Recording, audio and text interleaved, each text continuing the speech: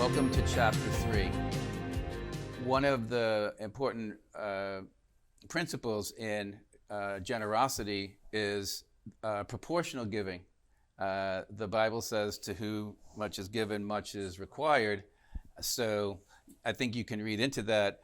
More is required of those who've been given more, and less is required of those who've been given less. And in the financial area, we're all called to be obedient and to be generous and to be sacrificial.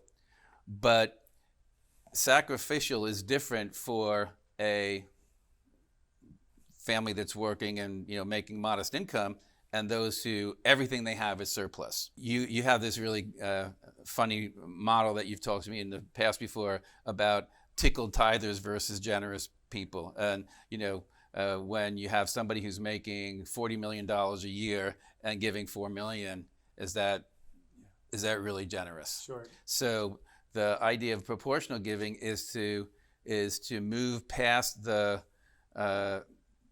basic idea of tithing, which is, if you're paying your 10% dues, you're a generous person, to where being generous with the wealth that God has provided you with is actually a very active and vital part of your life. Yeah. And I think this is why just relying on the ministries to determine whether or not you are generous. So use the 4 million example. Mm-hmm. If a ministry got that, Mm-hmm.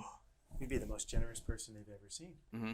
But really, in your heart of hearts, you tithe. You did your basic, requirement, so to speak. Entry level. Yeah. Training wheels. Yeah. And so, but then I take somebody who's making $40,000.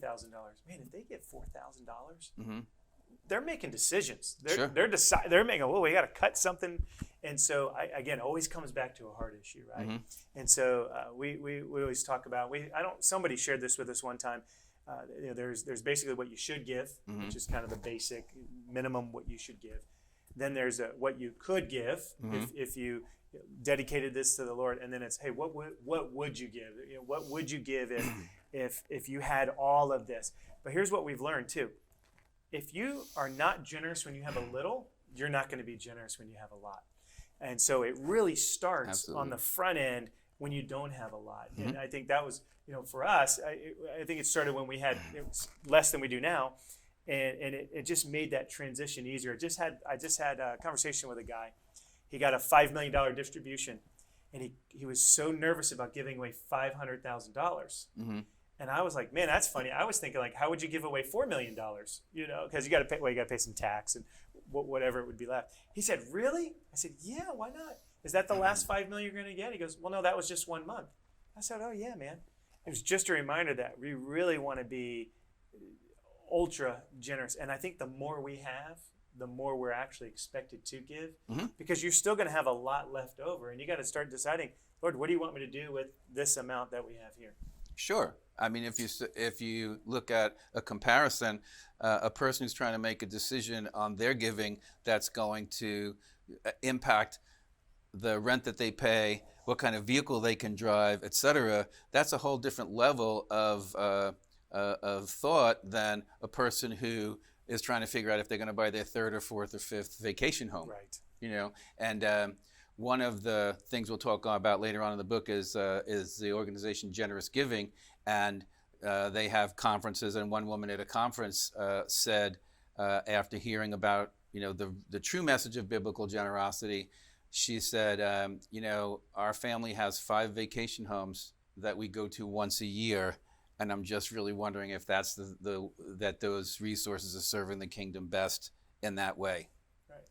And so sacrificing 5 vacation homes, if that's what they decided to do, versus someone who's changing their life, on a meaningful day-to-day basis of their food, shelter, clothing, et cetera, medical care.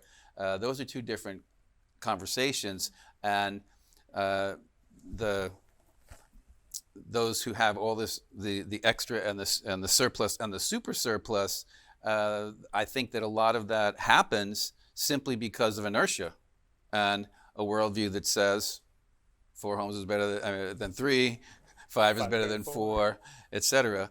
And but if you look into the world to see if the biblical view on this is the better one, is If wealth was the key to happiness, then the wealthiest people would be the happiest.